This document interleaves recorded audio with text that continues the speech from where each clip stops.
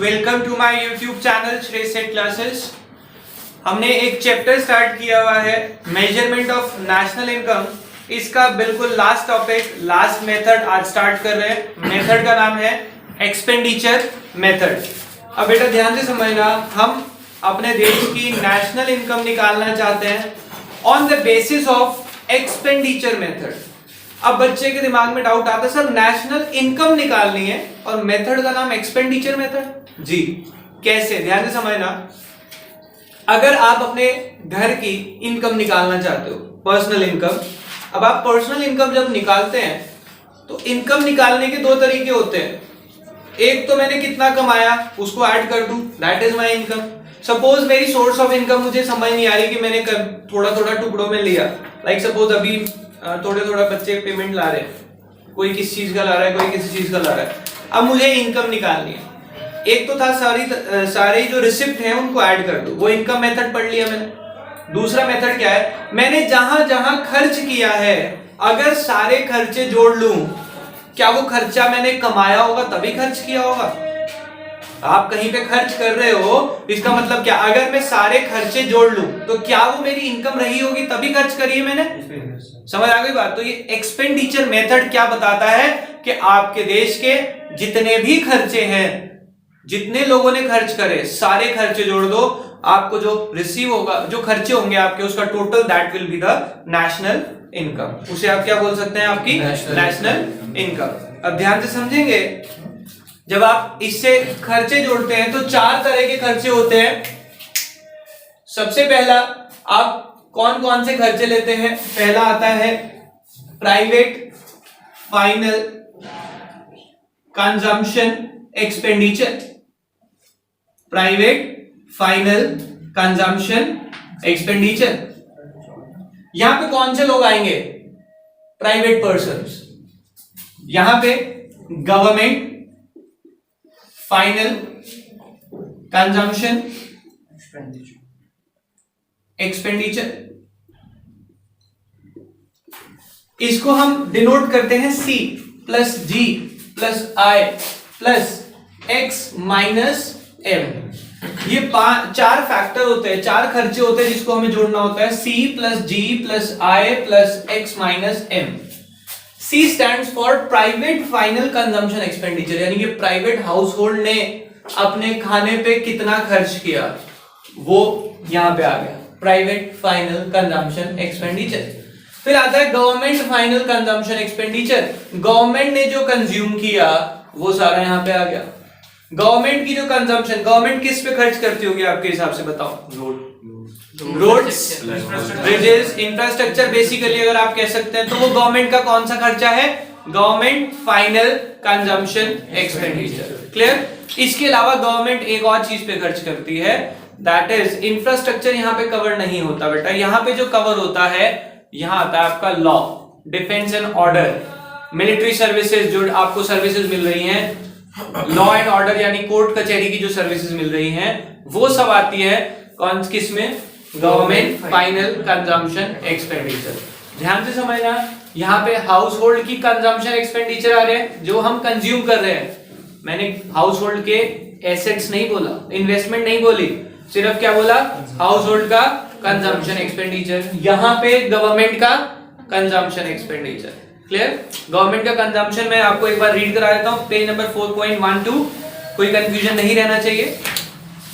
It refers to, मिल गया? Yes sir. It refers to expenditure incurred by general government on various administrative services like defense, law and order, education, etc.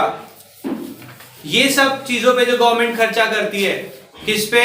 Defence, law and order, education, इस सब को हम क्या बोलते हैं?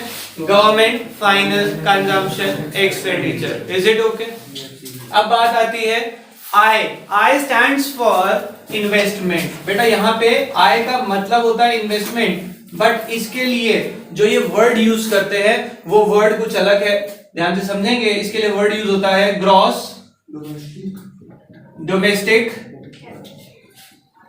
Gross domestic capital formation. GDCF, gross domestic capital formation. ध्यान से समझना बेटा, कैपिटल फॉर्मेशन का मतलब हमने पीछे पढ़ा था, कैपिटल फॉर्मेशन का मतलब होता है फिक्स्ड एसेट, और इसमें दो चीज आती है, fixed asset plus change in stock. ठीक है, तो इसके मैं दो पोर्शन कर रहा हूं, ग्रॉस फिक्स्ड कैपिटल फॉर्मेशन, और एक आता है हमारा चेंज इन स्टॉक।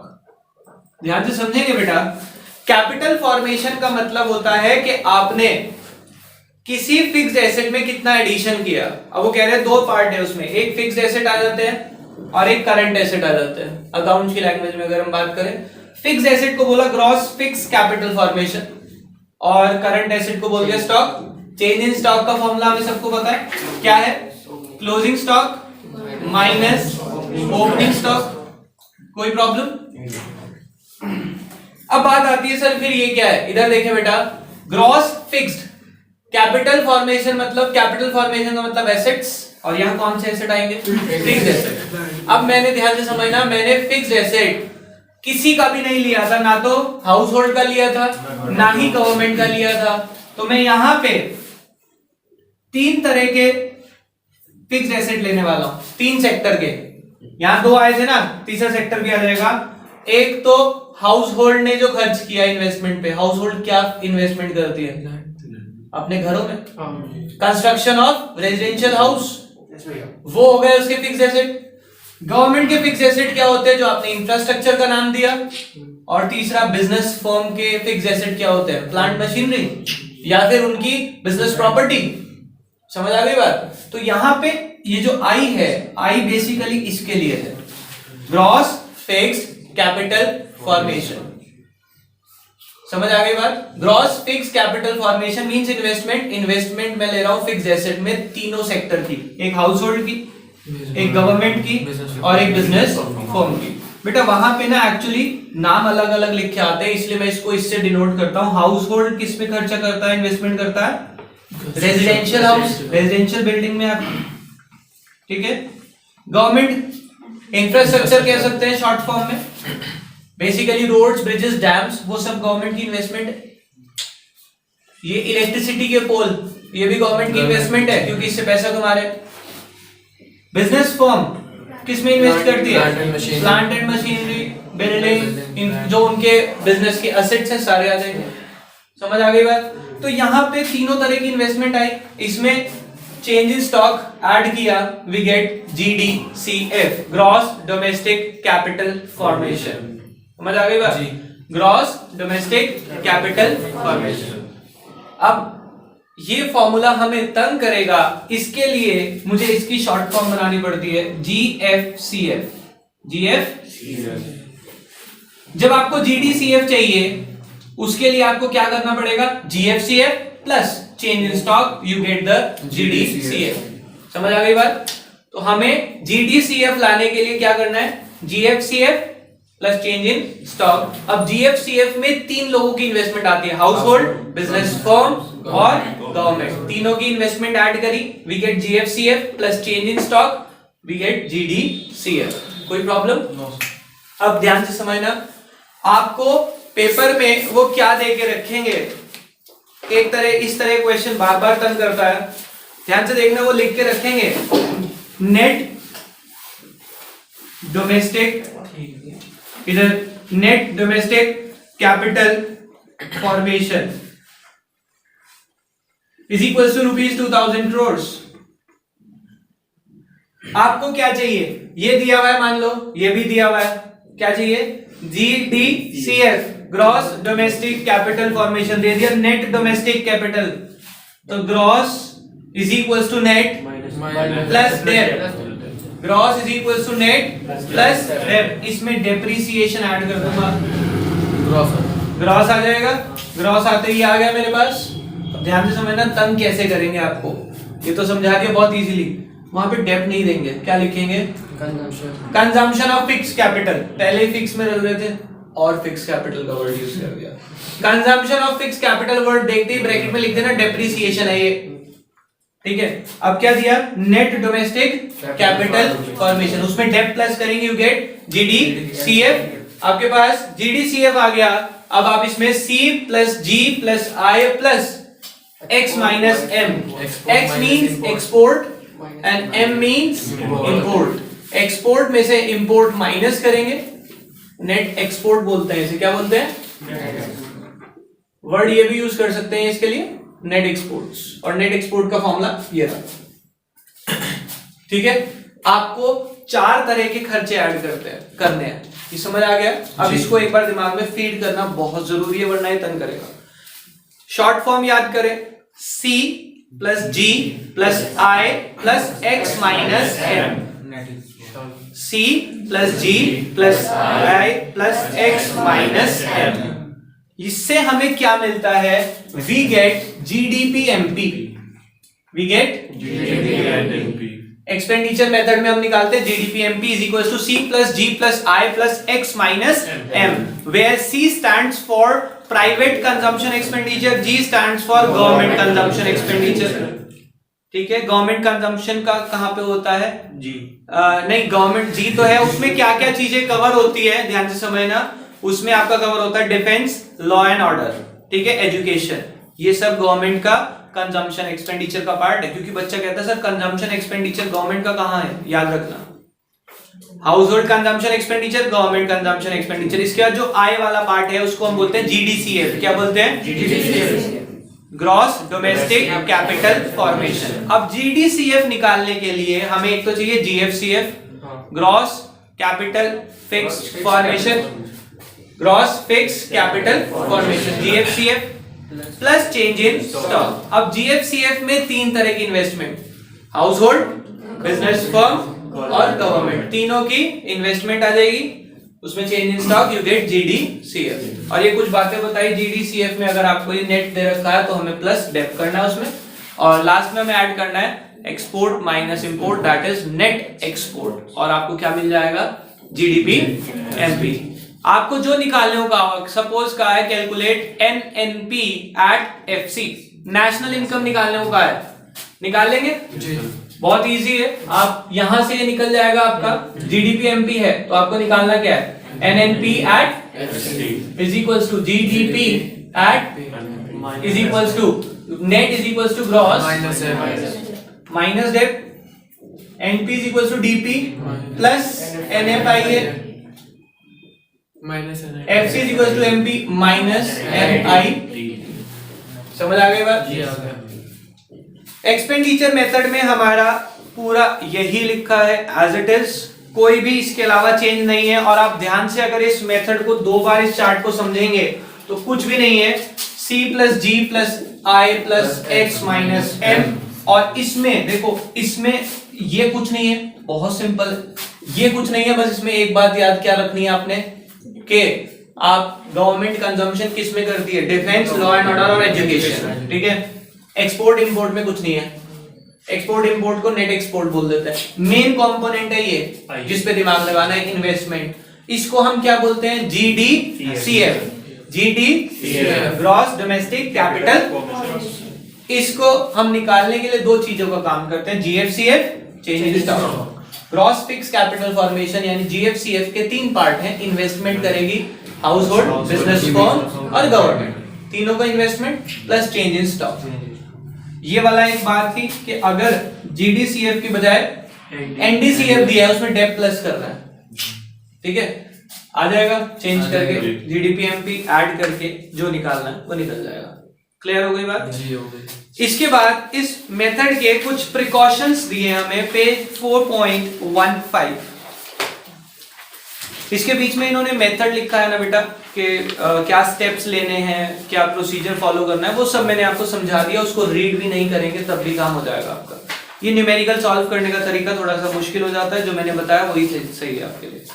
आगे चलते हैं, क्या क्या प्रिकॉशंस लेने हैं हमें एक्सपेंडिचर मेथड में। Number 1, expenditure on intermediate goods will not be included in the national income. बेटा बात बताएंगे आप सोच के, नेशनल इनकम में क्या मैंने इंटरमीडिएट गुड्स की वैल्यू को ऐड किया था?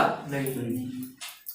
मैंने क्या कहा था, सिर्फ और सिर्फ फाइनल गुड्स लेंगे, क्योंकि इंटरमीडिएट लेने से क्या होता है, डबल काउंटिंग हो जाती है। तो उसके ऊपर हुआ हुआ खर्चा भी हम नेशनल इनकम में इंक्लूड नहीं करेंगे, कोई प्रॉब्लम।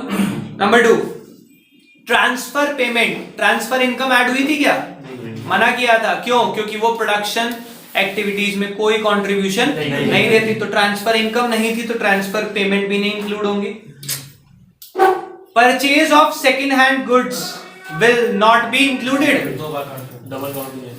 क्योंकि जिस साल खरीदा होगा उस साल की नेशनल इनकम में इंक्लूड होगा, सेकेंड हैंड कभी भी इंक्लूड। पर सेकेंड हैंड गुड्स की परचेज पे जो कमीशन आपने दी होगी वो इंक्लूड हो जाती है नेशनल इनकम में। सेम पॉइंट चल रहे हैं बिल्कुल इनकम मेथड वाले, ऑपोजिट। तो हमने 3 चीजें अभी तक पढ़ा इंक्लूड नहीं होती। सबसे पहला expenditure on intermediate goods, transfer payments, और तीसरा purchase of second hand goods. Sale क्यों नहीं लिखा? क्योंकि सर सेल में इनकम होती है, हम एक्सपेंडिचर मेथड पढ़ रहे हैं, इसीलिए सिर्फ परचेज लिखा। इनकम मेथड में आपको पढ़ाया था, वहां सिर्फ सेल लिखा हुआ था, ठीक है? तो थोड़ा सा कंपेयर करके पढ़ेंगे, इजीली याद हो जाएगा। Point number 4, purchase of financial assets, जिसे आप शेयर्स, बॉन्ड्स और डिबेंचर बोलते हैं, वो भी आपकी इनकम में इंक्लूड नहीं होंगे। क्यों नहीं होंगे? क्योंकि उससे भी हमारे देश की कोई प्रोडक्शन एक्टिविटी नहीं बढ़ रही। बेसिकली दे आर द, जिसको हम क्या बोलते हैं नॉर्मल लैंग्वेज में, सट्टा, लीगल सट्टा बोल सकते हैं उसको, जो लीगली अलाउड है, बट उससे कोई प्रोडक्शन कैपेसिटी नहीं बढ़ रही, इसीलिए वो हमारे देश के नेशनल इनकम में इंक्लूड नहीं होते। Next, expenditure on own account production, वो इंक्लूड होंगी या नहीं होंगी? Yes, that will be included. वो क्या होता है? जो हमने अपनी सर्विसेज दी काम में, उस सर्विसेज को देने के लिए जो मेरा खर्चा होगा, मैं यहाँ पे हूं तो मेरा जो खर्चा हो रहा है, क्या वो नेशनल इनकम में इंक्लूड होगा? Yes, that will be included in the national income. जैसे कि यहाँ पे मेरे को पढ़ाने के लिए रेंट देना पड़ता है, वो मेरा खर्चा है। इलेक्ट्रिसिटी बिल देना पड़ रहा है, वो मेरा खर्चा है। तो जो काम मैंने अपनी सर्विसेज दे के वहां पे खर्च किया, वो मेरी नेशनल इनकम में इंक्लूड होगा। Is it okay?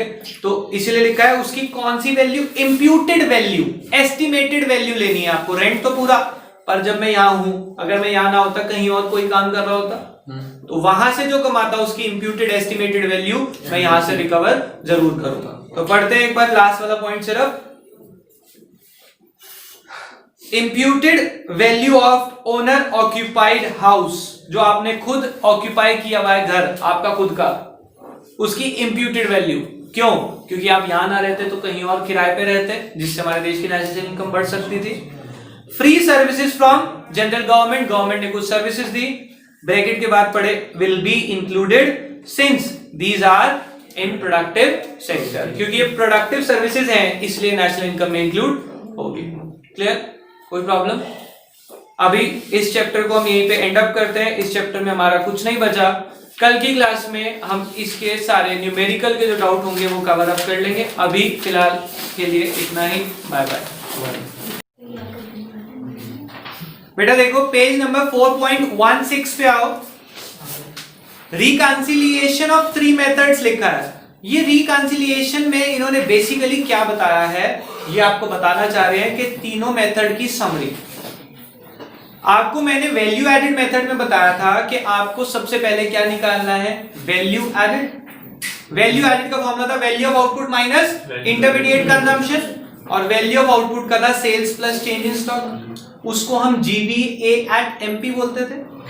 जब हमने सारे जीवीए ऐड करे थे तो हमें जीडीपी एमपी मिला था। देखो वैल्यू एडेड मेथड में GVA of primary sector, GVA of secondary, GVA of tertiary, we get GDP MP. वहां से नेशनल इनकम निकालनी है तो एनएनपीएफसी में कन्वर्ट कर लेंगे हम लोग। इन्होंने उसका मेथड बताया कि उसमें क्या प्लस माइनस होगा, हम कन्वर्ट करेंगे। इनकम मेथड में हमने 5 इनकम ऐड करी थी। कौन कौन सी थी वो 5 income? Rent, interest, profit, compensation of employees और मिक्स्ड इनकम। यही 5 ऐड करी थी। इन 5 इनकम को ऐड करके हमें मिला था एनडीपी एट एफसी। फिर आज हमने ये 4 खर्चे ऐड करे और हमें क्या मिला? GDP MP. ठीक है, ये इन्होंने इस टॉपिक की समरी बनाई हुई है। कुछ बच्चे ये चार्ट देख के कंफ्यूज होते हैं, सर ये क्या है?